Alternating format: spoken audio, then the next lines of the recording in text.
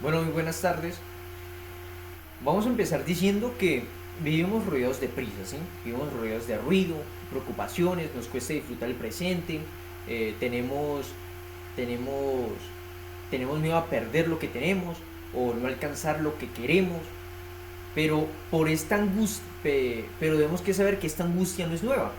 Hace casi 2000 años, el filósofo romano Séneca, una de las grandes voces del estoicismo, también se preocupaba por lo mismo, se preocupaba que cómo podía el ser humano alcanzar la serenidad en medio de tanto ruido, de tanta adversidad. Pues bien, ¿qué vamos a explorar en este video? Vamos a explorar lo que significa vivir conforme a la naturaleza y la virtud, cómo enfrenta el sabio el dolor, qué lugar tiene la amistad, la política y el tiempo en su vida, y por qué reflexionar sobre la muerte no es un acto triste, sino una forma de liberación más bien. Pues empecemos entonces el video diciendo vivir conforme a la naturaleza, o tocando el tema de vivir conforme a la naturaleza y la virtud. Pues bien, para Séneca, vivir según la naturaleza significa vivir de acuerdo con la razón. Bien, porque el universo, o como él lo llamaba, logos, está guiado por un orden racional. La naturaleza no exige lujos ni excesos, mucho menos, ¿sí?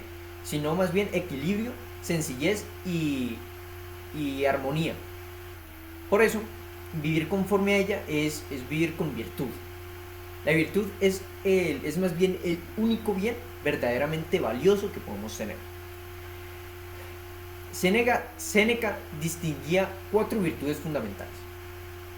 Distinguía la prudencia, la cual nos enseña a actuar con sabiduría; la justicia, nos enseña a actuar con nos enseña a actuar o a obrar con equidad; la fortaleza, la cual es aquella que nos ayuda a resistir el dolor y la desgracia que podemos vivir; y la templanza, que nos permite dominar nuestros impulsos. Quien vive conforme a estas virtudes alcanza la felicidad, porque su bienestar no va a estar dependiendo, no va a estar arraigado de la fortuna, sino más bien de su propio carácter. Pues bien, Séneca escribió lo siguiente: nada de cuanto poseemos es indispensable. Hemos, hemos de retornar a la ley de la naturaleza. Pues bien, en la vida cotidiana esto se traduce en autocontrol básicamente. Bien, porque lo que podemos cambiar y concentrar demuestra energía en lo que sí depende de nosotros. Seguimos con el sabio frente al dolor, la política y la amistad. Pues bien, para los estoicos, el sabio no es alguien sin sentimientos.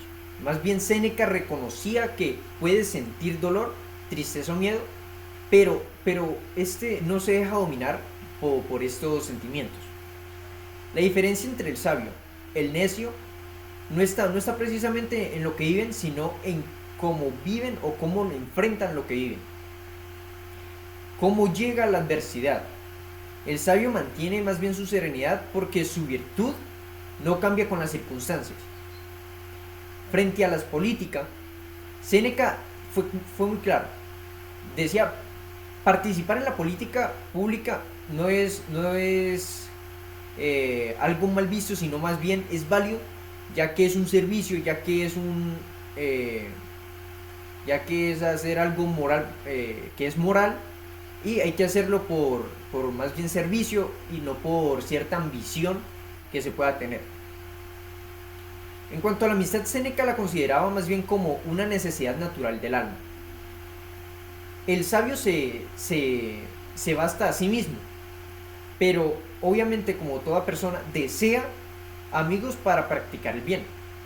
La amistad entre dos sabios es una alianza de virtud, donde ambos se ayudan a crecer y a mantener la rectitud.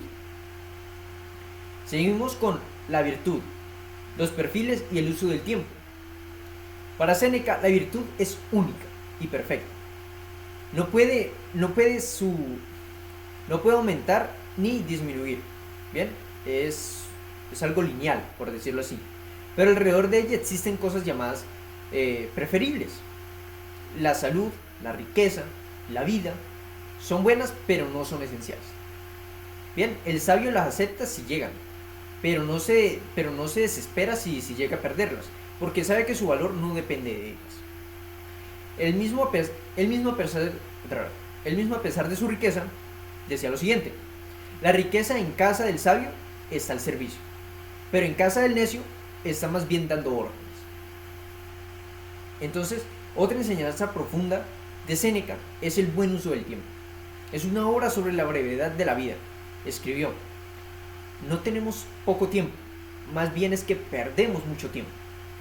La vida no es corta si se vive bien, pero se vuelve corta cuando la desperdiciamos en preocupaciones inútiles, en cosas que en realidad no en cosas que en realidad no requieren tanto tiempo del que les empleamos. Bien, vamos con aprender a morir. Uno de los mayores miedos del ser humano, eso es obviamente la muerte. Para Séneca, aprender a morir es más bien parte de vivir. Reflexionar sobre la muerte no es algo macabro, sino algo liberador del alma. Cuando aprendemos que todo lo externo es pasajero, dejamos de temer perderlo.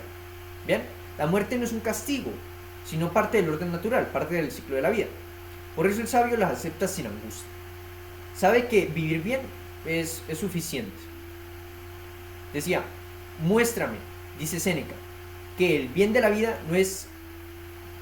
Muéstrame que el bien de la vida no se halla en su duración, sino en su aprovechamiento. Pues bien, para concluir, digamos que el eco de Séneca hoy nos da una cierta enseñanza sobre la sabiduría de Séneca, la cual nos invita a mirar hacia adentro. Nos recuerda que la verdadera riqueza está en el alma, que el tiempo es nuestro bien más preciado, ¿sí? Que la serenidad solo se alcanza cuando dejamos de luchar contra lo inevitable, contra lo que básicamente no tenemos oportunidad. Bien, vivir conforme a la naturaleza es vivir con virtud, con equilibrio y con aceptación. En un mundo lleno de ruido, el estoicismo nos enseña a escuchar el silencio interior. Soy Medardo Betancourt y este fue mi recorrido por la filosofía estoica de Séneca. Gracias por acompañarme.